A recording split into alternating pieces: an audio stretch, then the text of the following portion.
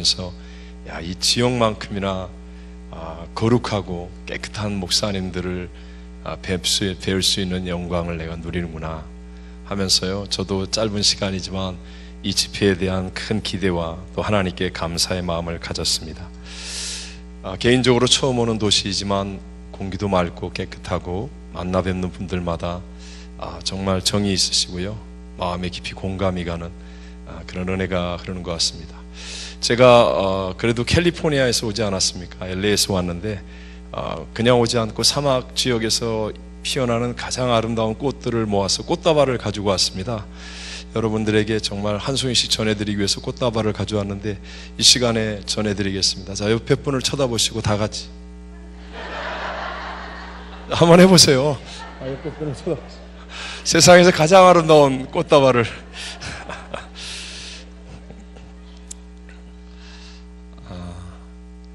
한 지역에 있는 교회와 그리스도인들이 연합한다는 것은 정말 무서울 만큼 강력한 힘을 가지고 있고 하나님이 기뻐하는 일이 될 줄로 믿습니다.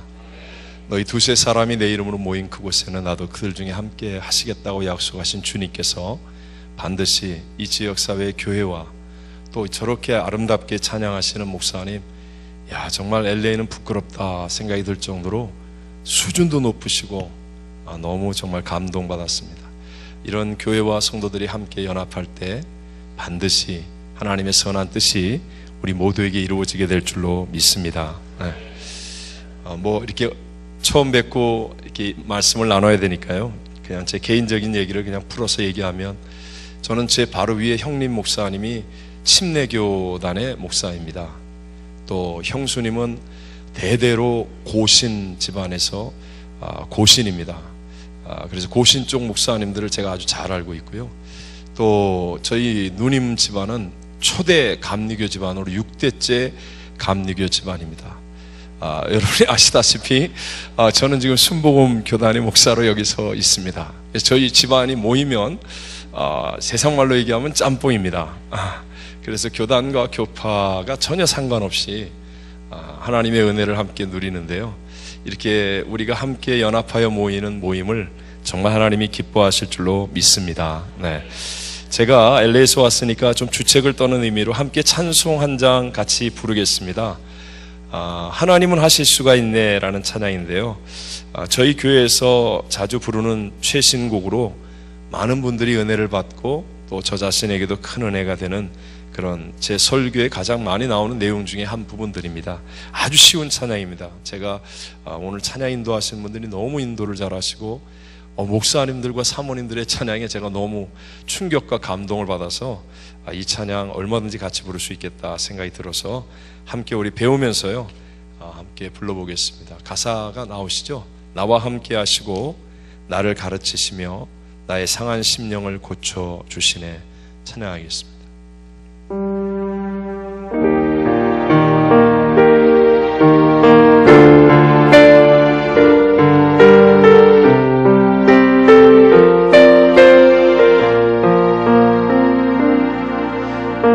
함께 하시고 나를 가르치시며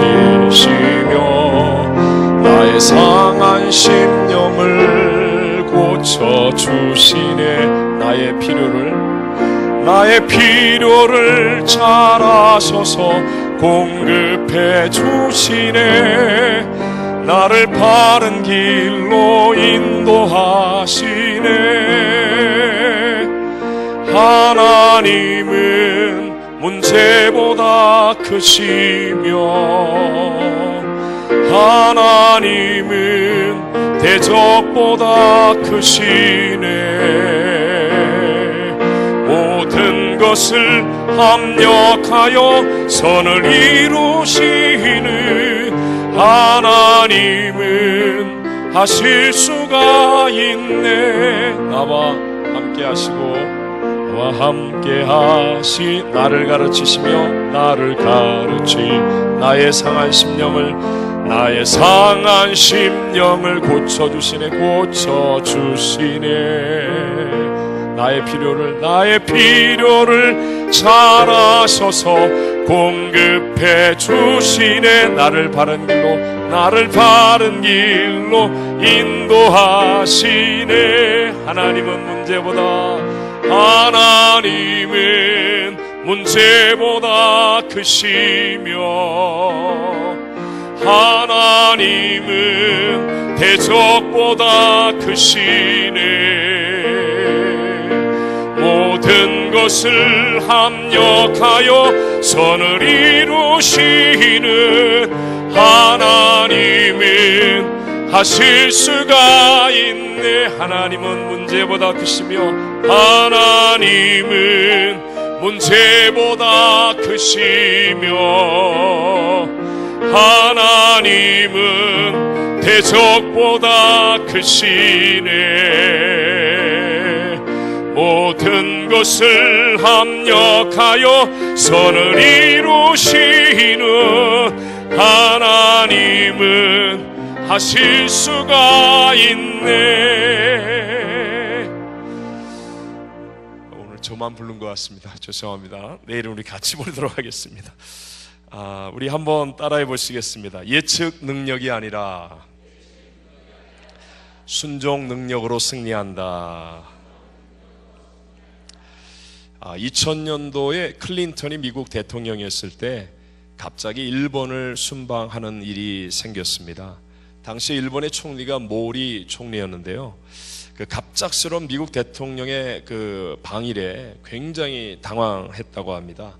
그것은 많은 언론들이, 전 세계 언론들이 이제 집중할 터인데 이 모리 총리가 영어를 잘 못한다는 거예요. 왜 일본 분들이 그 영어 발음 뭐 이렇게 좀 컴플렉스가 있는 부분들이 있지 않습니까? 그러니까 막 걱정을 하는 거예요. 개인적으로 막 걱정을 하고 있으니까 옆에 있는 머리가 좋은 비서관들이 그걸 보고 가만히 있을 리가 없죠. 그러면서 모리 총리에게 걱정하지 말라고, 카카 이것만 외우시라고, 이것만 외우시라고. 그리고 난 다음에 우리가 얼른 알아서 통역을 옆에서 해줄 테니까 딱 만나면 How are you? 이것만 물어보라고. 그러면 이제 I'm fine, thanks 뭐 이렇게 얘기하면, 그러면 이제 클린턴이 and you 그러면 그냥 me too 그것만 하라고. 그래서 How are you? me too 이걸만 외우라고. 그래서 막 이제 모리 총리를 설득해서 열심히 외웠다고 합니다.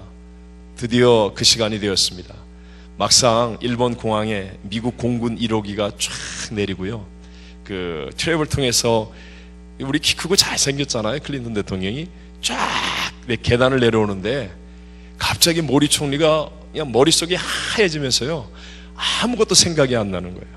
그러니까 클린턴이 웃으면서 와가지고 키 크고 잘생긴 클린턴이 손을 딱 내미는데 이게 빨리 하와이유 해야 되는데 그냥 막 얼어붙어서 아무 생각이 안 나니까 비서관이 옆에서 툭 치는 겁니다. 그러니까 모리 총리가 그냥 얼른 한 말이 Who are you? 근데 또 우리 클린턴 대통령이 굉장히 젊고 위트가 있잖아요. 그러니까 얼른 눈치를 채고 웃으면서 I'm husband of Hillary 그러면서 이제 웃으면서 얘기를 했어요. 그때서야 모리 총리가 생각이 난 거예요. 그러니까 자신 있게 손을 흔들면서 Me too. 물론 유머로 만든 말이라고 생각이 듭니다. 하지만 저와 여러분의 우리 이민생활 또는 우리의 인생에도요, 이렇게 뜻하지 않게 당황스러운 일들, 나의 생각과 전혀 다른 그런 일들과 사건들이 얼마나 많이 생기는지요. 개인적으로, 사회적으로, 국가적으로 정말 당황스럽고 뜻대로 되지 않는, 원하지 않는 일들이 생길 때, 그때 진짜 나의 믿음의 실력이 나올 수 있는 것 아니겠습니까? 자, 오늘 성경 우리 함께 읽은 말씀은요, 우리 모두가 너무나 잘 아는 욥의 고백입니다. 욥은 믿지 않는 사람들도 다 알 정도로 성경에서 고난을 많이 당한 사람이라고 말할 수 있죠. 욥은 한순간에 사업이 다 망했습니다. 뿐입니까? 그 귀한 10명의 자녀들을 한순간에 다 잃어버렸습니다. 건강도 잃었습니다. 온몸은 질병으로 만신창이가 되었습니다. 또 아내와 친구들로부터 그토록 귀하게 여김을 받았던 존경과 사랑도 다 잃어버렸고요. 질책과 멸시를 받는 사람이 되고 말았습니다. 쉽게 말하면 사람이 이 세상에서 잃어버릴 수 있는 것은 다 잃어버려 본 사람, 사람이 세상에서 당할 수 있는 고난이라는 고난은 다 당한 사람, 바로 이 사람이 욥이라고 말할 수 있습니다. 근데 중요한 건 욥은 그 고난, 그 잃어버림, 그 고통, 그 당황스러움, 그 어려움, 그 문제 속에서 침몰하는 사람이 된 것이 아니라 오히려 역전승을 이루고 갑절의 복을 받으며 오늘 이 시대를 살고 있는 우리들에게까지 감동을 주는 믿음의 승리자가 되었다는 것입니다.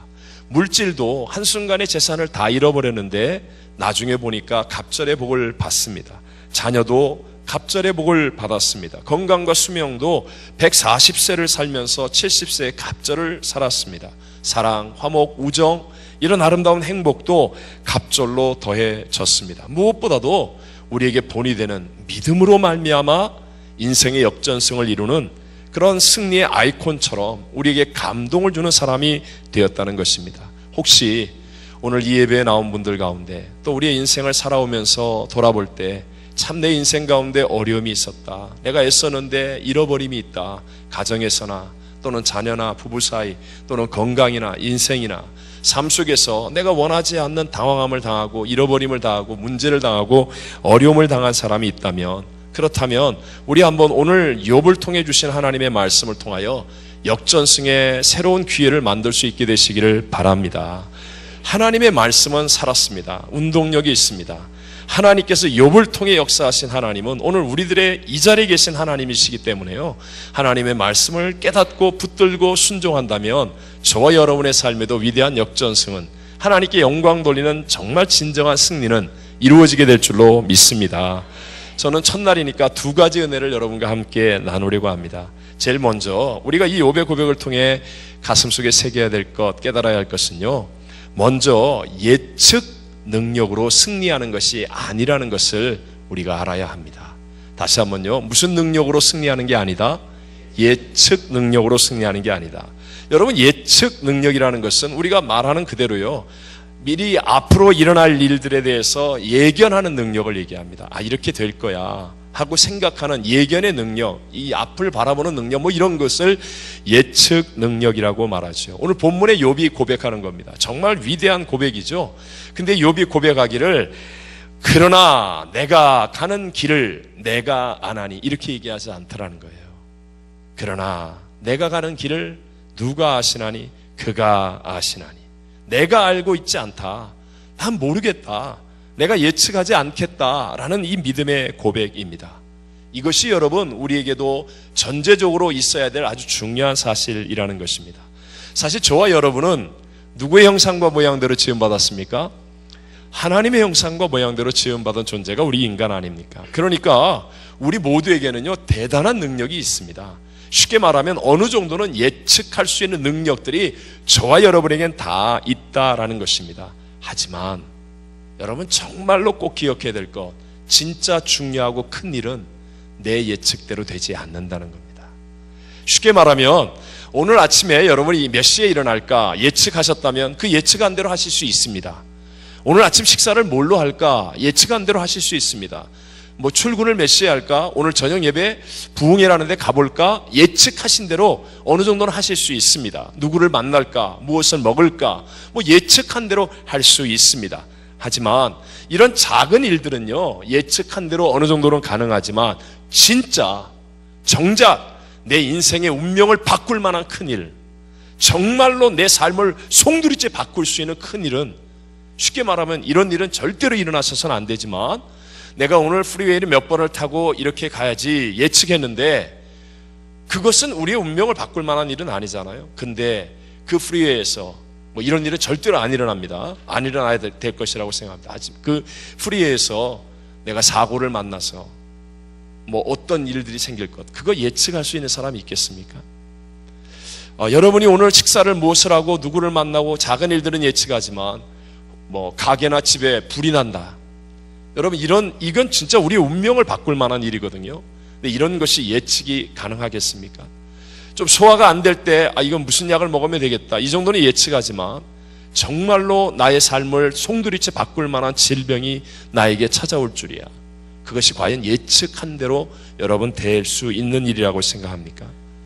작은 일은 우리가 하나님의 형상과 모양대로 지음받은 대단한 존재이기 때문에 어느 정도 예측하고 예측한 대로 가능합니다. 하지만 정작 큰 일, 우리의 운명을 바꿀 만한 정말로 우리의 인생의 중요한 일들은요, 내 예측대로 되어지지 않는다는 것입니다. 여러분, 우리의 신앙의 기준이 되는 성경을 한번 보십시오. 성경에 나와 있는 정말 크고 중요한 사건들은 예측한 대로 일어나지 않았습니다. 예를 들어 구약에서 가장 큰 사건은 출애굽의 사건 아니겠습니까? 이스라엘 백성들이 430년을 애굽에서 탈출하기를 기다렸습니다. 그런데 나이 80의 모세라는 할아버지가 나타나서 갑작스럽게 10가지의 재앙을 통하여 그들이 애굽을 나가게 될 줄이야 전혀 예측하지 못한 순간이었습니다. 그러니까 누룩을 넣어 빵을 준비하지도 못한 채 누룩 없는 빵을 들고 급하게 예측하지 못한 상황 속에서 출발해야 했다는 것입니다. 여러분, 홍해바다 앞에 섰을 때 이스라엘 백성들이 그 홍해 바다가 갈라져서 뽀송뽀송한 길이 만들어지고 뒤를 따라오는 애굽의 가장 최강의 전차부대와 바로왕이 뒤따라오다가 바닷물 속에 수장될 것이라고 아무도 예측하지 못한 일인데 그 일이 일어났습니다.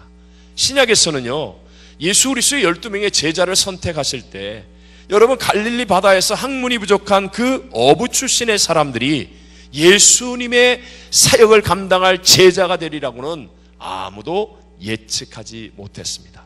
베드로도 예측하지 못했습니다. 안드레도 예측하지 못했습니다. 주변에 어떤 사람도 예측하지 못했습니다. 교회를 해방하고 핍박하던 사울이 바울로 변화되리라고는 아무도 예측하지 못했습니다. 그러나 이 바울이야말로 세상의 기독교의 방향과 운명을 바꿀 만한 크고 위대한 사역을 감당하는 사람이 되지 않습니까? 회방자요 포행자요 핍박자였는데 이 사람이 이방인에게 복음을 전하는 선교사요, 신학을 말하는 사람이요, 목회의 증인이요, 하나님이 존귀하게 쓰는 하나님의 사람이 되리라고는 아무도 예측할 수 없었던 일이었다는 것입니다. 오늘 이 시간도 내가 예측컨대 난 이렇게 될 것 같아. 여러분, 그게 아니라 오늘 이 부흥성회를 통하여 여러분이 전혀 예측하지 못했던, 우리가 잘 되기를 원하시는 하나님의 크고 놀라운 일들이 일어나게 될 줄로 믿습니다. 기대하십시오. 여기 서 있는 저도요, 제가 선교사가 되리라고는 예측하지 못했습니다. 저는 약 33년 전에 사실 한국에서 하나님이 부르셔서 파라과이의 선교사로 갔습니다. 정말 극적인 부르심이었습니다. 하나님이 기도원에서 기도하는데요, 우리 오살리 최자실 금식 기도원이죠. 기도하는데, 기도굴에서 기도하는데 저희 어머님이 많이 편찮으셨습니다. 근데 갑자기 유철아 그러는 소리가 들리는 것 같아요. 저는 스피커로 기도원에서 저희 어머님이 혹시 무슨 일이 생겨서 나를 부르나 보다, 정말 그렇게 생각했습니다. 그래서 기도굴에 있다가 기도굴에 있는데 너무 큰 소리로 유철아 그러길래 그냥 기도굴 문을 탁 열고 뛰어나갔습니다. 근데 그때가 1월 달이에요. 한국에 1월 달이면 굉장히 춥죠. 새벽 2시 좀 넘었어요. 그냥 적막한 고요가 덮여 있는데요, 안개가, 물안개가 피어오르듯이 그냥 아무 소리가 안 들려요. 그래서 제가 잘못 들었나 보다. 그리고 다시 기도굴에 들어가서 무릎을 꿇고 이렇게 기도를 하는데 또 유철아 그러는 소리가 들리는 것 같아요. 그래서 반사적으로 그냥 기도굴 문을 탁 열고 뛰어나가는데 보니까 너무 적막하고 고요한 거예요. 그리고 들어오면서 이게 성경에서 말하는 사무엘을 부르듯이, 야, 이게 하나님이 날 부르시는 거 아니야? 이런 가슴 설렘이 있는데 정말 세 번째 유철아 그러는 음성이 들리는 것 같아요. 그러면서 저에게 파라과이 선교사라고 가라고 했습니다. 정말 그래서 제가 원래 잔머리가 아주 뛰어난 사람이었거든요. 지금은 아닙니다. 약 33년 전 이야기를 하고 있는 겁니다. 제가 시간을 오래 끌면 절대로 안 나갈 것을 알았습니다. 그래서 제가 한 달 만에 나왔습니다. 한 달 만에. 당시 여의도 순복음교회에서 선교사를 안 보내준다고 그래서 그냥 나갔습니다. 한 달 만에. 그때 나갈 때 제 친구들이 오죽했으면요, 대문 밖에서, 제가 안 만나주니까 대문 밖에서 제 방의 창문이 2층에 이렇게 보였습니다. 자동차를 2대 주차할 만한 거리에 2층 창문인데요, 거기까지 돌을 던져서 유리창을 깨면서요, 제가 미쳤다고, 저를 미친 자리에서 건져내야 된다고 그렇게까지 하면서요, 기도하는 저희 어머님, 그리고 선교사로 나가 있던 저희 형님, 목사님 제외하고는요, 저희 아버님 기절하셨어요. 저희 친구들, 저희가 알고 있는 모든 분들이 반대했습니다. 미쳤다고, 네가 잘못 들었다고. 전혀 예측하지 않은 일들이 저의 운명을 바꾸었고요, 오늘의 제가 있게 했습니다. 여러분, 저는 하나님을 믿습니다. 하나님은 우리의 예측을 뛰어넘는 크고 놀라운 일들을 계획하고 계시고요, 얼마든지 하실 수 있는 분인 줄로 믿습니다. 근데 문제는 이거예요.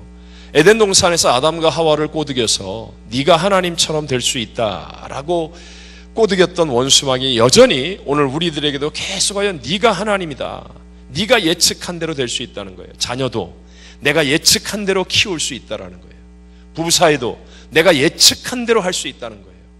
교회도 자꾸 사람이 예측하는 대로, 그래서 뜻을 모으고 의견을 모으고 쑥덕쑥덕하면 그러면 교회가 그렇게 될 수 있을 것이라고 예측한 대로 하겠다는 거예요. 그러니까 예측한 대로 하려고 하면 어떻게 해야 돼요? 잔머리를 굴려야 되는 거예요.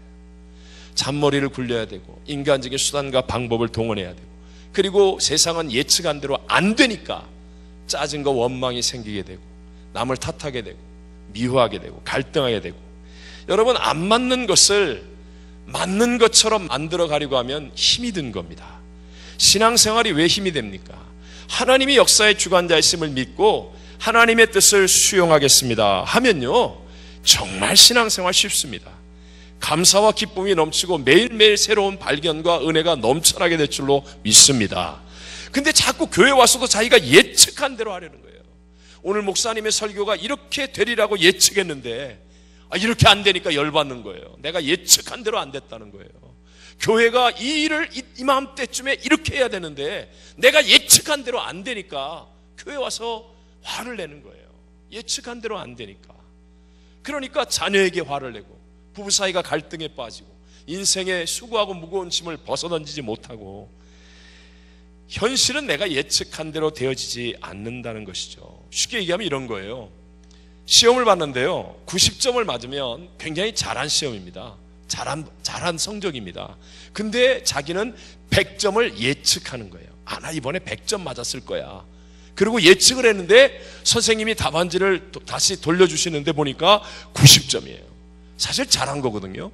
그런데 자기가 예측을 100점 했다가 90점이 나오니까 열받는 거예요. 화가 나는 거예요. 마태복음 20장에 보면 예수님께서 직접 하신 포도원 품꾼에게 임금을 주는 그 비유의 말씀이 있죠. 참 이 포도원 주인은 좋은 주인이었습니다. 이렇게 밖에 나가보니까 일거리를 찾지 못한 사람들이 많이 있어요. 그래서 자기 포도원에 와서 일하라 그러면서 그 사람들을 거두어 줍니다. 그리고 한 데나리온의 품삯을 약속하죠. 아주 풍성한 품삯이고요, 합당함을 넘치는 좋은 품삯이었습니다. 이 사람들이 기쁨으로 일거리를 찾았다고, 더군다나 품삯도 잘 받게 되었다고 가서 포도원에서 일하는 거예요. 근데 주인이 아침 9시에 나가봐도 또 일거리가 없는 사람들이 있으니 그들을 불러서 같이 일하게 하고, 11시에 나가봐도, 오후 1시에 나가봐도, 3시에 나가봐도, 심지어는 5시에 나가봐도 일거리를 찾지 못하여 하루의 품삯을 얻지 못하고 집안에 있는 사람들을 걱정하는 듯한 사람들을 바라보면서 그들을 데려다가 일하게 했습니다. 자, 이제 해가 지고 품삯을 계산하여 주는 거예요. 근데 예수님께서 말씀하시기를 품삯을 주는데 제일 늦게 온 사람부터 주었다라고 성경은 말씀합니다.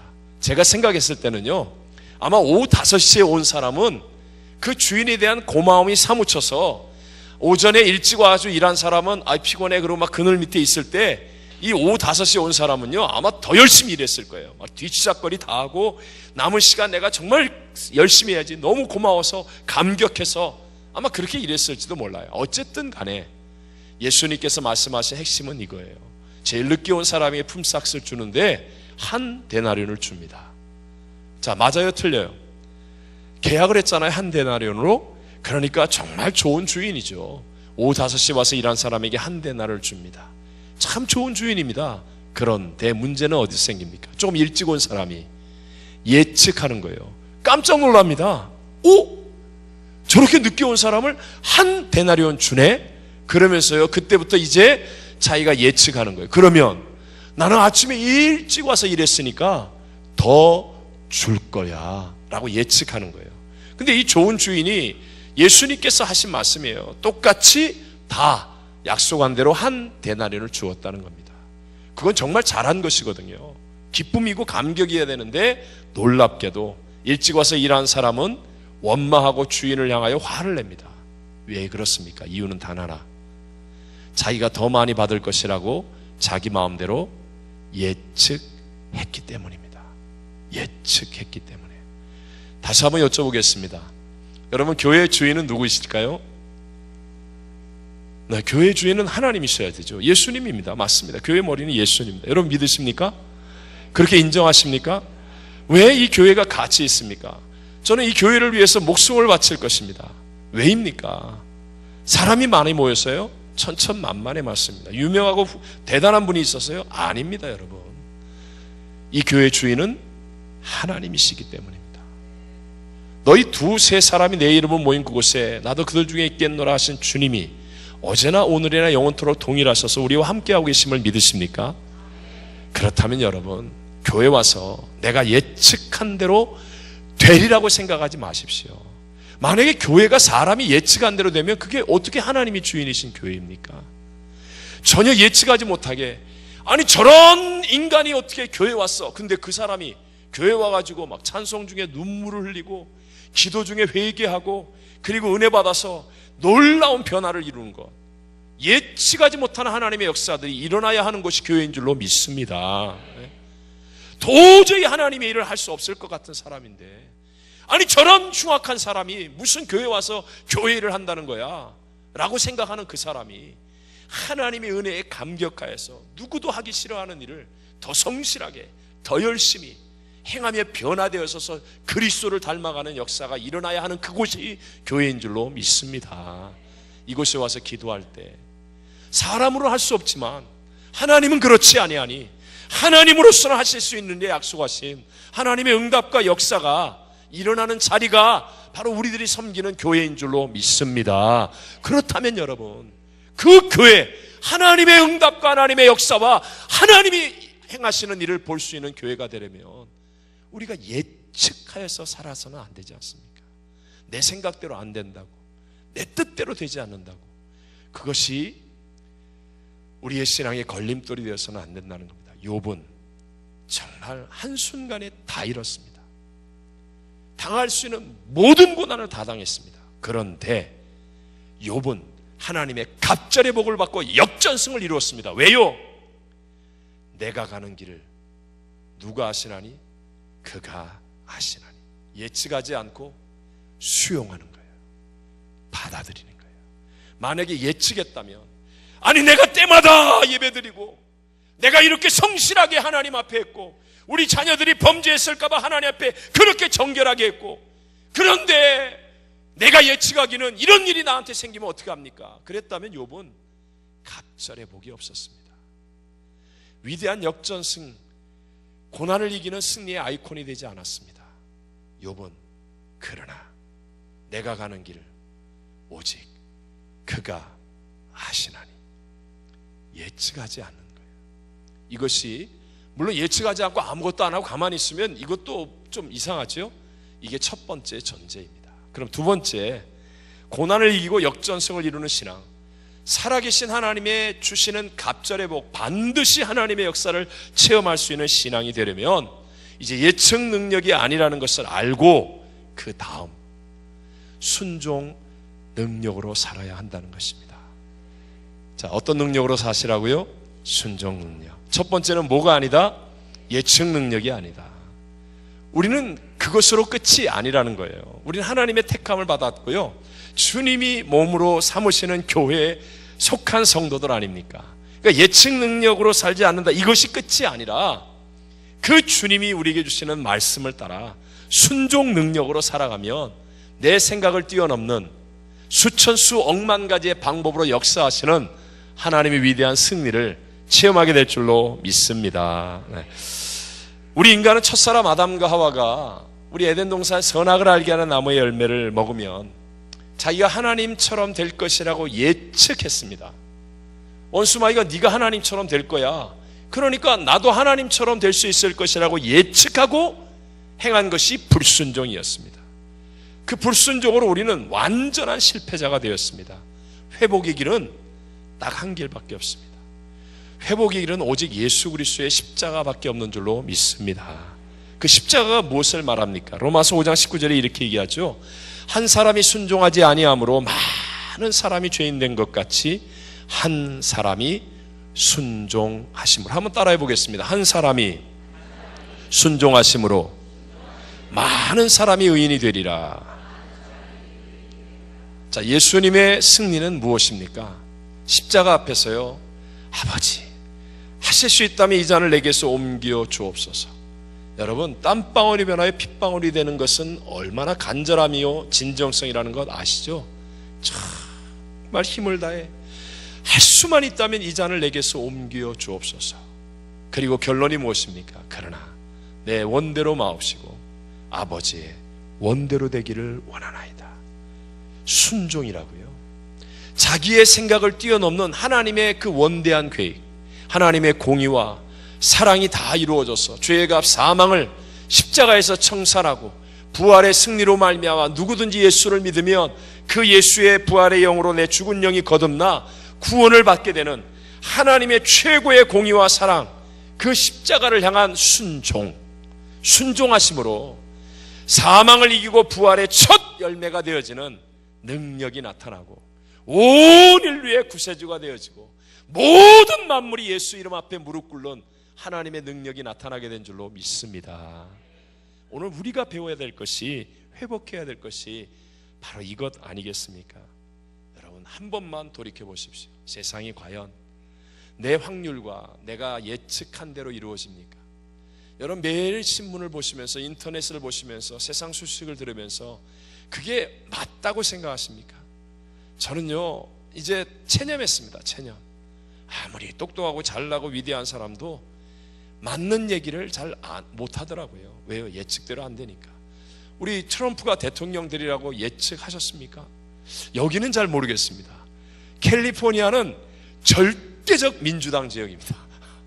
아무도 예측하지 않았습니다. 예측 못했습니다. 다 넘어졌습니다. 다. 물론 뭐 기독교적으로는 또 우리 응원하고 하는 부분도 있지만 그 뭐 어쨌든 간에 정치적인 얘기는 아니고요. 역시 역사는 하나님의 섭리와 계획에 의해서 이루어지고 있는 줄로 믿습니다. 우리 모두가 잘 아는 요나 선지자 있죠. 요나 선지자에게 하나님께서 말씀합니다. 니느웨에 가서 복음을 전하라. 요나 선지자의 생각을 뛰어넘는 일이죠. 왜요? 요나 선지자는 이스라엘 사람 아닙니까? 니느웨 사람들은 이스라엘 사람들에게, 죄송합니다, 우리 한국 사람에게 왜 일본 사람은 괜히 미운 것처럼 그 이상의 몇천 배의 이 억한 감정이 있는 사람이 니느웨 사람들이에요. 그러니까 요나가 스스로 예측하기는, 아니 그 니느웨 사람들이 이제 하나님의 심판을 받아 멸망하게 된다는 것은 좋은 일이라고요. 그러니까 멸망을 받아야지. 아니 내가 거기 가서 복음을 전하고 그 사람들이 멸망의 심판이 아니라 구원을 받으면 이건 안 되는 일이야. 예측했어요. 맞는 예측이에요. 사람이 할 수 있는 예측. 그래서 요나는 니느웨로 가지 않고 다시스로 가는 배를 탔습니다. 여러분 꼭 기억하셔야 됩니다. 사람이요, 자기 뜻대로 하면 처음에는 다 잘 되게 되어 있습니다. 여러분 뜻대로 사업을 시작하잖아요. 그러면요, 처음에는 잘 됩니다. 왜? 여러분 그냥 시작합니까? 계산해보고 이렇게 막 준비하고 막 이렇게 다 하잖아요. 그러니까 자기가 예측한 대로 딱 해가지고 스타트를 딱 하면 처음에는 이게 됩니다. 처음에는. 그러나 명심하십시오. 바람이 불고 문제가 생기고 태클이 다가올 때 못 이깁니다. 끝까지 내 뜻대로 잘 되지 않습니다. 사람이 자기 고집을 피울 때요, 거봐! 내가 한 대로 하니까 되잖아. 맞아요. 처음에는 사람이 자기가 하는 대로 하면 잘 되게 돼 있어요. 근데 조금만 시간이 지나면 무너집니다. 못 이깁니다. 요나가 다시스로 가는 배를 타는데요, 기가 막히게 그 시간에 1년에 한 번 있을까 말까 한 배가 어떻게 딱 기다리고 있습니까? 또 빈자리가 또 딱 나와 있네. 표 사가지고 딱 타고 하니까 순풍이 부네요. 거봐, 내가 하는 대로 하는 게 맞지. 신났습니다. 그리고 밑창에서 잠을 자는 거예요. 편안하게 코도 골았을 거예요. 근데 그 순간에 어마어마한 대풍이 불 줄이야. 그렇게 큰 풍랑이 일어나는데요, 인간의 힘으로 해결할 길이 없어요. 요나의 힘으로 사람이 노력해서 대한해협을 수영으로 건널 수 있을지 모르지만, 아니 캘리포니아에서 저 제주도까지 태평양을 건너서 갈 수 있겠습니까? 사람이 감당할 수 없는 태클과 문제가 다가오는 거예요. 그러니까 자기가 예측한 대로 되지 않음을 깨닫습니다. 결국은 요나가 하나님의 섭리에서 큰 물고기 뱃속에 들어가잖아요. 제비를 뽑았는데 요나 때문에. 그래서 이 풍랑이 일어나는 것을 발견하고요, 바다에 던졌는데요, 그 큰 물고기가 삼켰습니다. 캄캄함 속에 3일 낮밤을 지내면서 철저하게 회개했겠죠. 정말로 요나는 깊이 있게 하나님을 바라보았습니다. 그리고 회개했습니다. 그러니까 중요한 게 이겁니다. 이제는 내가 예측한 대로 살지 않겠습니다. 이제는 하나님이 말씀하신 대로 순종하겠습니다 라고 하나님 앞에 결단하니까 놀라운 게요, 그 어마어마하게 큰 물고기, 요나를 한 번에 삼켜서 위장 속의 캄캄함 속에서 회개하게 만든 그 어마어마하게 큰 물고기가 요나를 탁 토하여 내치는데, 캘리포니아 앞바다에다가 토하여 내치더라. 제주도 인근 마라도 옆에다가 토하여 내치더라. 그 큰 물고기가 3일 밤낮을 다니다가 탁 토하여 내치는데, 어디에다가요? 니누의 앞바다에다. 이게 무슨 말입니까?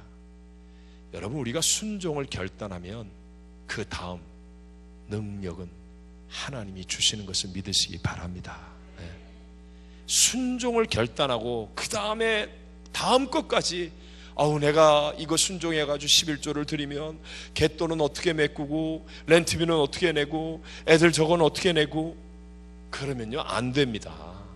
근데요, 하나님의 약속의 말씀을 부여잡고 순종을 결단하면요, 우리의 생각을 뛰어넘는, 우리의 상상할 수 없는 하나님의 수천 수억만 가지의 방법의 일들이 순종을 결단하는 그 순간부터 우리의 삶 속에 능력으로 임하게 될 줄로 믿습니다. 이게 참 죄송한데요, 외람된 얘기를 해서. 왜냐하면 제가 사실은 지난 주간에 남미에 저희 교회 장로님들, 또 권사님들, 또 안수집사 회장님과 이렇게 해서 우리 닥터들 병원장, 의료 선교팀 해가지고 14분이 함께 남미를 다녀왔습니다. 그 남미가 사실은 제가 사역을 했었던 파라과이 그리고 아르헨티나 이렇게를 다녀왔었습니다. 그러니까 옛날 분들을 정말 실로 오래간만에 만난 거죠. 제가 될 수 있으면 제가 사역했던 곳은 안 가려고 노력을 했었는데 몇 년을 미루다가 도저히 피할 수 없게 되어져서, 그래서 이제 그쪽에 요청을 수락하게 되었고요. 그렇게 가다 보니까 저희 교회에서 이렇게 많은 분들이 따라가셨어요. 그래서 그게 바로 지난주 토요일 날 제가 돌아왔거든요. 그러니까 아직 그 감격이 이제 남아 있는 것 같아요. 그래서 그분들이 오늘 새벽 예배까지 그냥 전부 다 너무 감동과 은혜를 받았다고 하면서 간증을 했어요. 계속 수요일 저녁 예배, 매일 새벽 예배. 그래서 그게 이제 저에게도 아직 마음의 여운으로 남아 있습니다. 처음에 교회를 개척할 때 참 어려웠습니다. 저도 아까 얘기한 것처럼 정말 하나님이 저에게 가라고 그래서 갔거든요. 그래서 제가 지금도요, 제 사무실에, 나성수 목교의 사무실에 제 책상에 첫 번째 서랍은 열쇠로 잠그는 서랍이 있습니다. 그 열쇠로 잠그는 서랍에 제 보물 1호가 있습니다. 보물 1호. 그 보물 1호가 33년 전에 제가 비행기를 타고 남미로 처음 갈 때 수첩, 문방구에서 파는 초록색 껍데기로 쌓여진 수첩이 있습니다. 그 수첩이 제 보물 1호입니다. 제 아내한테도 아직 안 보여줬습니다. 제 아내 보고 내가 먼저 죽으면 그거 꺼내보라고. 누구에게도 보여주지 않았습니다. 저는 한 번씩 봅니다. 한 번씩.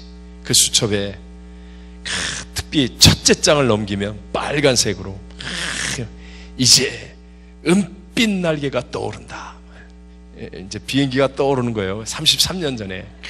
그러면서요, 특히 빨간 글씨로 이제 남미는 뒤집어졌다. 그러면서 몇 겹기 남미는 뒤집어졌다.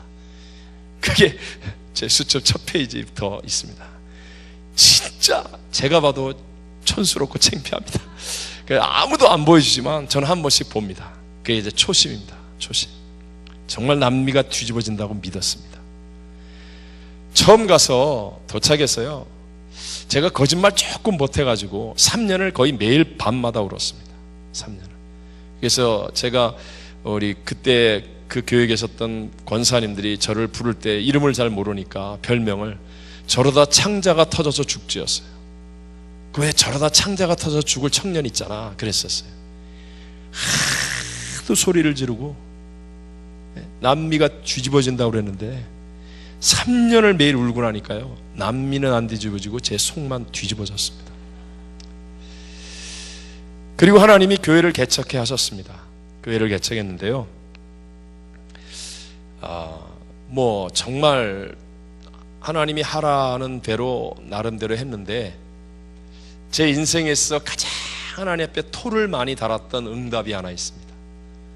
그게 뭐냐면 교회를 개척하고 난 다음에 여의도 순복음교회에서 선교사로 저를 임명한 거예요. 임명장이 왔습니다. 그러면서 자연스럽게 지원이 오는 거예요. 지원. 현지인 사역자로 해서 지원이 오는 거예요. 이제 지원을 받게 됐어요. 그런데 너무 감격스러운 거죠. 그 3년을 제가 다 얘기를 못해서 그렇죠. 저희 부모님 참 훌륭한 분이세요. 근데 제가 주의 종으로 부름받고 난 다음에 내가 부모님을 의지하면 평생 어떻게 주의 종이 될까? 그래서 하나님 한 분을 의지하겠습니다 했는데 하나님이 진짜 많이 굶기셨어요. 제가 이렇게 지금 몸이 부해졌지만 옛날에는요 뼈만 남았습니다. 그리고 폐병도 앓았고요. 차비가 없어서 걷기를 수도 없이 했고요. 많이 울었습니다. 많이 울었습니다. 그런 상태에서요 교회를 개척하고 선교비가 오게 되는데 여러분 그 감격 좀 이해하십니까? 전혀 공감이 안 되십니까? 와 이제 내가 하나님 일을 하게 됐다 뭐 이런 뭐 왠지 모르는 왜 그런 거 있잖아요. 근데 그날 밤에 하나님이 너무나 뚜렷하게 제 인생에 몇 번 안 되는 너무 뚜렷한 음성 중에 한 번 선교비 받지 마라. 선교비 받지 마라. 너무나 뚜렷한 거예요. 그래서 참 나는 기도하다가 왜 이러는 거야 막 이러면서 내가 딴 생각하고 있는 거야. 스스로 막 별의별 변명을 다 하고요. 내가 지금 뭐 하다가 아마 딴 생각에 딴 소리야. 막 나중에는요 이게 마음속에서 피할 길이 없는 거예요. 그래서 막 하나님을 향해서 거의 뭐 막 눈을 막 그냥 많이 힘들었습니다. 정말 힘들었습니다. 정말 힘들었습니다. 근데 그날 밤 결국 무릎을 꿇었습니다. 그리고 제가 그때 당시엔 팩스였습니다. 팩스. 편지를 썼습니다. 선교국에. 선교비를 안 받겠다. 그렇게 팩스를 보냈습니다. 그때 당시에 선교국에 있었던 우리 부장님이요. 제가 재벌집 아들인 줄 알았대요. 재벌집 아들. 다른 사람은 다 달라고 그래서 난리인데 안 받겠다고 팩스를 너무 잘 써가지고 보내가지고요. 자기가 그걸 읽으면서 은혜를 받고 울었대네요. 그러면서 이분은 재벌집 아들인가 보다 막 이러면서. 그리고 저에게 붙잡을 수 있는 것은 딱 하나였습니다. 내가 평생 하나님의 말씀을 붙들리라. 처음에 교회를 개척했는데 거기는 국경 상업지대입니다. 혹시 아시는 분들도 계시겠지만 파라과이와 브라질과 아르헨티나 세 나라가 국경으로 만나는 곳에 시우다 델 에스테, 시리 오브 이스트, 그러니까 동쪽의 도시라는 곳이 있습니다. 원래 도시 이름은 스트레스네르라고 김일성 다음으로 세계에서 독재를 제일 오래 했던 파라과이 대통령 이름이 딴 도시였습니다. 근데 제가 있는 동안에 쿠데타가 일어나서 사위가 쿠데타를 일으켜서 이제 축출을 하고 도시 이름도 다시 시우다 델 에스테, 동쪽의 도시라고 파라과이라는 나라의 가장 동쪽에 있기 때문에 이렇게 이름을 바꾸기까지 했던 그런 도시입니다. 근데 여러분 혹시 이구아수 폭포라고 들어보셨습니까? 네, 이구아수 폭포가 바로 국경 너머 브라질에 있는 바로 그곳입니다. 근데 그곳이 파라과이라는 나라는 나라 안에 공장이 없습니다. 공장이 없기 때문에 자국 내에 보호해야 될 기업이 없는 거예요. 브라질이나 아르헨티나는 대국입니다. 아르헨티나는 지금부터 105년 전에 지하철이 있고요. 지금도 24차선 도로가 그때 105년 전에 놓여졌던 나라. 뭐 대단한 나라죠. 브라질도 세계에서 5번째로 큰 도시. 상파울루 같은 경우는 헬리콥터 출퇴근율이 세계 2위. 하여튼 대단한 나라들입니다. 빈부의 차이가 워낙 커서 가난한 사람 때문에 국민 소득이 낮아 보여서 그렇죠. 굉장히 잘 사는 사람들은 잘 사는 나라입니다. 그러니까 자국의 기업과 사업을 보호하기 위해 외국에서 들어오는 수입품에 관세를 매기는데 파라과이는 보호할 게 없어요. 그러니까 세 나라가 협정을 맺어서 관세는 정해져 있는데 다 뒤로 그러니까 뒷돈 받고 그냥 막 들어오는 거예요. 그러니까 그 많은 수입품들이 들어와서 파라과이 안에 있는 국민들은 팔 사람도 없어요. 그러니까 그 국경 도시에서 브라질과 아르헨티나 사람들에게 다 파는 거예요. 다 파는 거예요. 그러니까 어마어마한 양들이 들어옵니다.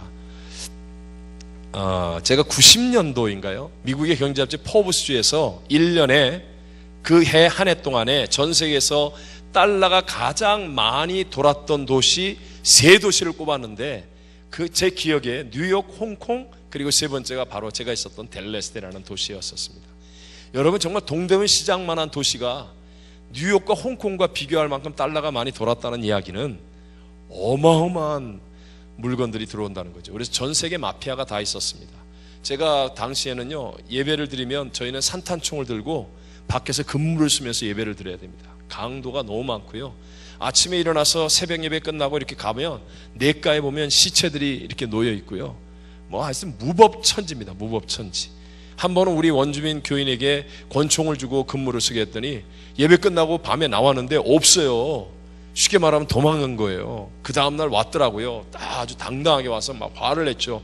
어떻게 말이지 책임감 없이 그렇게 갈 수 있냐고 그랬더니 절 보고 막 화를 내는 거예요. 목사님은 말이야 어떻게 권총 주고 지키라고 그러냐고.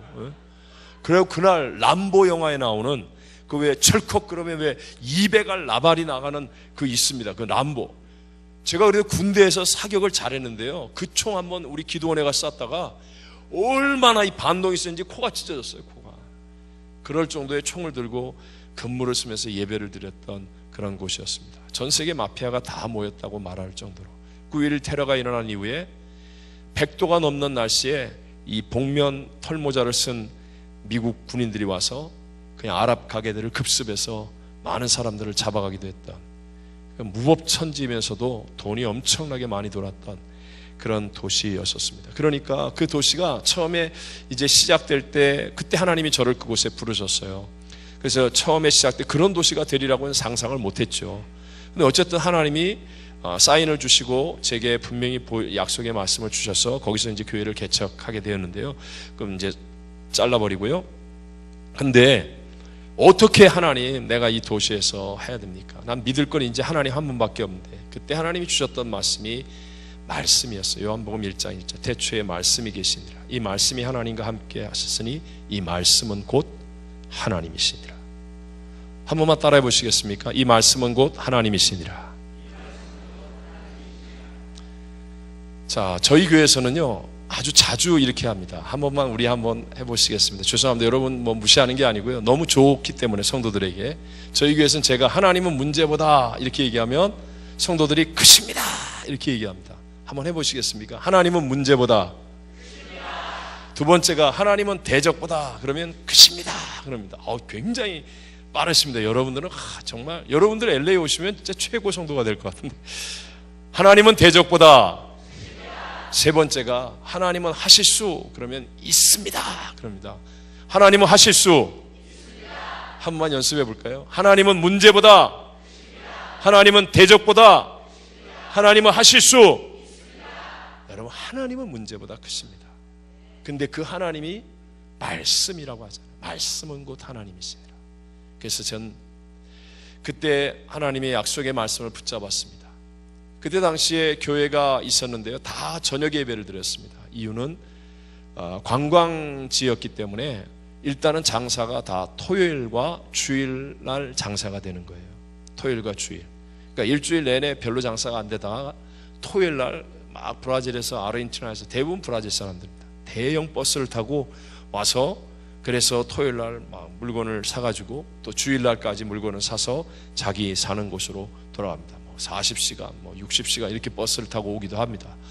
그러니까 버스가 끝을 보이지 않도록 그 다리 하나를 건너는데 그냥 건너면 15분이면 다 건너는데요. 평소에는 거의 3시간에서 4시간을 이렇게 줄을 서서 기다려야 되는 트래픽이 상상을 초월하는 그런 곳이었습니다. 그러니까 우리 성도님들은 거기에 목숨 걸고 있어야 되는 이유가 돈 벌기 위해 있는 거 아닙니까? 예? 그래서 제가 이렇게 상처를 받았던 말들이 있는데요. 하여튼 제가 이렇게 가게를 가서 전도하면서 예수 믿고 천국 가셔야 됩니다. 막 그러면요, 어떤 분은 저한테 제가 이렇게 돌아서 나가는데 등 뒤에다가 막 소금을 뿌려요. 종업원 시켜서 소금을 뿌리면서 저 들으라고 그래요. 내가 천국은 못 가도 돈 벌어서 미국은 가야 되겠다. 여러분은 지금 그 미국에 살고 계십니다. 그러니까 어떻게든 돈을 벌어서 정말 참 사람 살기 어려운 곳이에요. 근데 어떻게든 돈을 벌어서 더 나은 곳으로 가야 되겠다. 그런 소원이 생기는 건 당연하겠죠.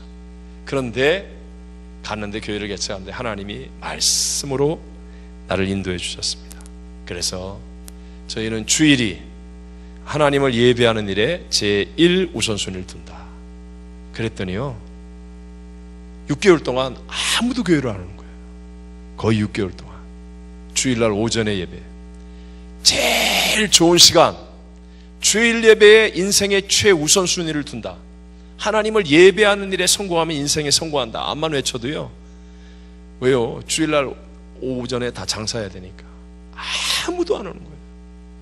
6개월 동안 저하고 교회를 개척했던 두 분과 함께 예배드렸습니다. 그래서 6개월이 거의 끝나갈 때 내 인생은 여기까지인가 보다, 사실 이렇게 생각했었습니다. 근데 그 이후부터 하나님이 한 분 보내주시는데요. 이 젊은, 그때 당시 전도사죠. 젊은 전도사가 하는데, 여기는 말씀대로 하는 게 있습니다. 이러면서 이제 한 분 오시기 시작하더니, 그다음부터 하나님이 그 말씀을 끝까지 붙드는 것을 보시고 됐다 하신 이후부터요, 진짜 교회에 부흥을 주시더라고요. 그리고 그 성도들에게 하나님의 약속의 말씀대로 정말 우리가 물질을 위해서 이 땅에 왔는데, 물질보다 하나님을 우선으로 살려면, 물질을 다스리는 사람이 되려면 우리 온전한 11조를 하자. 그래서 온전한 11조 때문에 저 갈등 무지하게 겪었습니다. 욕 진짜 많이 먹었습니다. 그런데요, 제가 왜 이렇게까지 여러분 앞에 무리하게 얘기를 하냐면, 제가 지난주에 갔다 왔잖아요.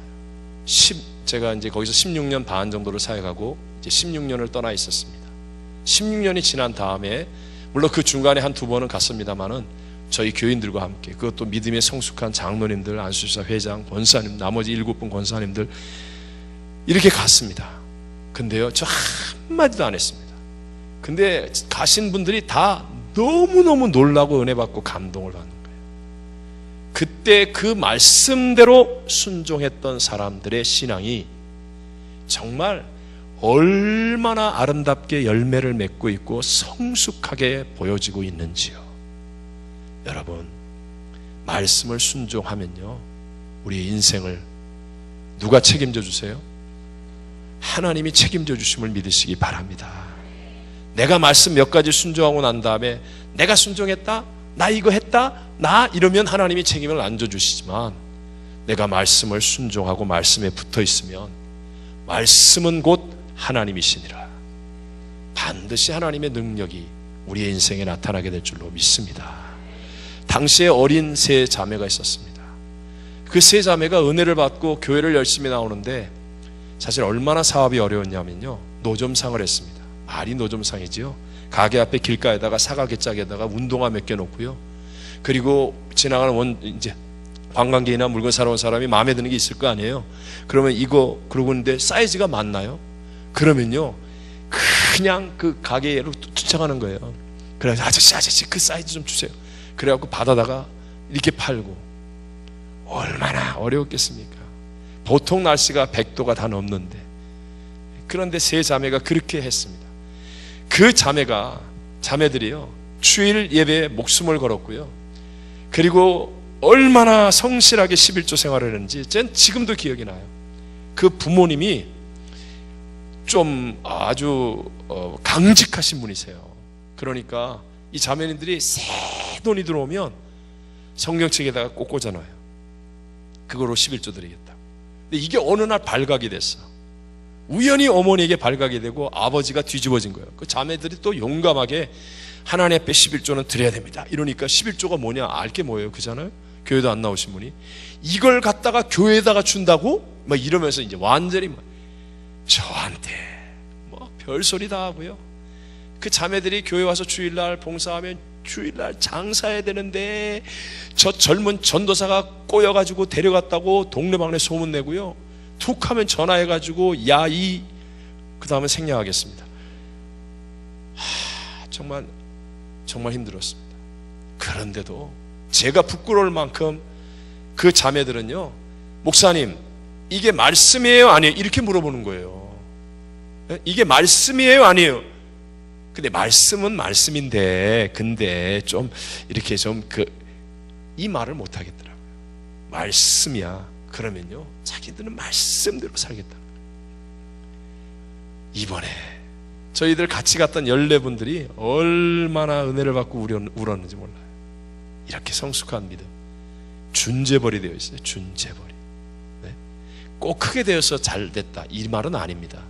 하지만 얼마나 많은 사람을 잘 돕고 남미 선교를 하고 구제를 하고요, 정말 교회 기둥 같은 사람이 되어서 성숙한 믿음을 누가 보더라도 감동할 만큼 말씀은 곧 하나님이시니라. 말씀은 곧 하나님이시니라. 여러분 생각해 보십시오. 확률과 가능성으로 살아가려는 사람은요 열심히 준비합니다. 그래서 자기의 예측과 확률 가능성으로 99%를 준비했다고 해보십시오. 완벽하게. 근데요 1%가 안 됐습니다. 그러면 죄송한데요 그분 밤에 잠 못 잡니다. 99%를 준비해 놓고도 1%의 불확실성 때문에 불안합니다. 근데 참 이 표현이 죄송하지만 희한합니다. 이 말씀을 붙들고 사는 사람은요 제가 보면 쥐뿔도 없어요. 진짜 쥐뿔도 없고 내가 봤을 때 대책이 없는 것 같아. 대책이 없는데요, 그런데 말씀을 딱 붙잡고 평소에 순종의 능력을 가지고 사는 사람은요 혼자 잘 잡니다. 걱정이 없습니다. 하나님이 하실 텐데요 뭐. 근데 진짜 그 말대로 하나님이 하십니다. 여러분 신앙이 그거 체험하셨습니까? 그 체험이 있어야 교회 나오는 기쁨이 있죠. 복음을 전할 용기가 생기죠. 하나님은 살아계셔. 하나님이 역사하셔. 하나님이 이렇게 나에게 응답하셨어. 이 강단에서, 여러분 섬기시는 교회 강단에서 주일날 선포되는 말씀이 여러분 그냥 그 얘기가 그 얘기지 이렇게 하는 사람과 오늘 그 말씀이 내게 주신 말씀이라고 여기고 아멘 하면서 말씀을 붙잡고 일주일 동안 야곱이 야복강에서 씨름하듯이 잘 안 되는 자신과 씨름하면서 말씀대로 해보겠다고 노력할 때 성령의 기름 부으심이 임하고 그 말씀을 순종하는 만큼 하나님의 능력이 나타나는 하나님의 역사를 체험하는 믿음이 될 줄로 믿습니다. 다시 한번 여쭤보겠습니다. 땅이 혼돈하고 공허하고 흑암이 기쁨이 있을 때 천지를 무엇으로 재창조하셨습니까? 말씀으로. 하나님이 가라사대 빛이 있어라 하심에 빛이 있었고, 하나님이 가라사대. 자, 모든 인생의 문제의 해답은 예수님입니다. 예수님 이외의 길이 없고요, 예수님 이외의 진리가 없고 예수님 이외의 생명이 없습니다. 근데 그 예수님이 어떤 분입니까? 요한복음 1장 14절에 분명히 얘기했잖아요. 무엇이 육신을 입고 우리 가운데 거하심에? 말씀이 육신을 입고 우리 가운데 거하심에. 우리가 그 영광을 보니 아버지의 독생자의 영광이 은혜와 진리가 충만하더라. 예수님 인생의 해답입니다. 사망을 이기신 분이 예수님입니다. 질병을 치료하시는 분이 예수님입니다. 가난과 저주를 이기게 하시는 분이 예수님입니다. 죄의 문제를 해결하시는 유일한 분이 예수님입니다. 근데 그 예수님이 말씀이 육신을 입고 오신 분이에요. 말씀을 붙들면 예수를 만납니다. 말씀을 순종하면 하나님의 역사하심을 반드시 체험하게 될 줄로 믿습니다. 원수마귀가 시험할 때 하나님이신 예수님이 무엇으로 원수마귀의 시험을 이깁니까? 이단 엽차기로? 아니면 권투도장 가서 훈련해가지고 그냥 박싱으로? 아니잖아요. 무엇으로 여러분 원수마귀를 이기십니까? 기록된 말씀으로요. 말씀으로. 왜 우리가 넘어집니까? 왜 우리가 시시하게 사람과 환경에서 휘둘림을 당합니까? 말씀을 순종하는 능력을 상실했기 때문에. 천인이 날 대적하고 만인이 날 핍박해도 나는 천지는 없어도 1.1에 변하지 않은 하나님의 말씀을 따라가는 사람이야. 여러분 이 확신을 가지면 어떤 시험도 이기는 승리자가 될 줄로 믿습니다. 사도행전에 나와 있는 모든 승리의 이야기들, 우리보다 훨씬 더 어렵고 힘든 상황 아닙니까? 더 많은 핍박과 고통 가운데 있었지 않습니까? 하지만 그들에게 나타난 모든 승리의 이야기들은 다 하나님의 말씀을 순종하고 그 말씀과 함께하였기 때문에 나타난 역사들 아닙니까? 그래서 사도행전에는 부흥이라는 말이 없어요. 부흥이라는 말이 없고 말씀이 흥왕하더라. 뭐가 흥왕하더라? 말씀이 흥왕하더라. 우리 교회에 나오는 성도라면 여러분은요, 다른 게 아니라 막 주일날 들었던 말씀이 막 여기서 나오고, 말씀대로 내가 했더니 이런 은혜가 있었다, 이렇게 역사했다, 말씀이 흥왕하면 하나님의 은혜의 역사가 강물처럼 넘치는 교회와 성도의 삶이 될 줄로 믿습니다. 그런 의미에서 오늘 왜 우리 현대 교회와 성도들이 이렇게 좋은 시스템, 프로그램, 분위기, 이런 건물, 모든 것을 다 갖추고 얼마나 많이 알고 있어요. 또 얼마나 많이 일하고 있습니까? 그런데도 불구하고 오늘 우리는 눈물을 잃어버렸습니다. 하늘의 능력을 잃어버렸습니다. 감동이 없는 거예요. 교회 와서 일하고 나서 억울하다는 생각이 드는 거예요. 저 인간은 말이야, 일도 안 하고 있다가 짠 하고 나타나서 박수 받는데 나는 왜 교회 와가지고 죽도록 일하고 시험 들고 이게 뭐야, 이런 생각 드는 이유가 왜 그래요? 말씀의 부르심으로부터 시작하지 않기 때문에, 말씀의 부르심으로부터 시작하지 않기 때문에. 마르다가 열심히 일하지만 그러나 결국 자기 성질 못 참고 마리아 질투하고 예수님께 불평하고, 그러나 마리아는 똑같이 예수님 모시고 많은 손님들이 있지만 예수님 발 앞에 앉아 말씀을 먼저 듣지 않습니까? 말씀을 먼저 들으니까 정말 눈물이 있고 감동이 있는, 하늘의 기쁨이 넘치는 능력의 헌신자가 되지 않습니까? 오늘 여러분들도 신앙생활의 최우선순위에 하나님의 말씀을 놓게 되시기를 주의 이름으로 축복합니다. 내 소견에 좋은 대로가 아닙니다. 내 소견에 좋은 대로. 쉽게 얘기하면 이거예요. 기도도 좋고 말씀도 좋습니다. 쉽게 얘기하면 기도도 중요하고 말씀도 중요합니다. 그런데 교회에 세워진 담임 목사님이 기도하면서 강단에서 우리가 말씀을 봐야 됩니다, 이렇게 강조할 때, 아니야, 기도가 중요해, 이런 사람 되지 말라는 거예요. 내 소견에 좋은 대로 신앙생활을 하지 말고 하나님의 말씀이 선포되는 방향을 따라 그것을 아멘으로 받아들이고 말씀을 순종하는 능력을 키우십시오. 제가 이렇게까지 얘기할 수 있는 제 배경 하나만 얘기할게요. 저는요, 참 어리고 연약하게 목회를 했지만 저를 알고 있는 분들은 다 인정하는 사실이 하나 있습니다. 저는요, 윗 권세의 순종을 목숨처럼 여겼습니다. 비록 죄송합니다, 교단의 총회장이고 하지만 저 그 남미에서 사역할 때 정말 힘들고 억울하고 오해받고 그런 경우 참 많았습니다. 제가 16년 반을 사역하고요, 교회가 이 외적인 건 다 속일 수 있습니다. 거짓말일 수 있습니다. 그러니까 여러분 여기에 현혹되지 마시고 그냥 어쩔 수 없이 얘기를 하면 성전, 4층 교육관, 선교관, 6만 6천 명의 수양관, 우리 인디안 선교센터, 정말 사역이 왕성했습니다. 제자들이 많았고요. 그랬는데 선교대회를, 저희는 순복음교단이 1년에 한 번씩 여의도 순복음교에서 세계 선교대회를 하고 있거든요. 선교대회를 나가는데 당시에 이제 은퇴하기 전에 우리 조영규 목사님이 부르신다는 거예요. 그래서 조영규 목사님한테 갔더니 조영규 목사님이 그냥 딱 앞에서 이러시는 거예요. 자네 오늘부터 순복음 상파울로 교회 담임 목사야. 뭔 말인지 아세요? 그 파라과이 거기에서 브라질 상파울로로 임지 이동이라는 거예요. 임지 이동. 자, 파라과이는 스페니쉬를 씁니다. 브라질 상파울로는 포르투갈어를 씁니다. 또 당시에 죄송합니다, 이 상파울 교회는 11년 동안 건축을 했는데 뼈대만 세워놓고 건축이 이루어지지 않아서 가장 위기와 어려움 가운데 있었던 교회였었습니다. 저는 이제 굶기를 그치고 이제 화목하고 행복하게, 제가 그 동네에서 미친 짓만 하지 않으면 제가 참 이제 재미있고 행복하게 이제 막 뭔가를 이제다 이러고 있는 때였습니다.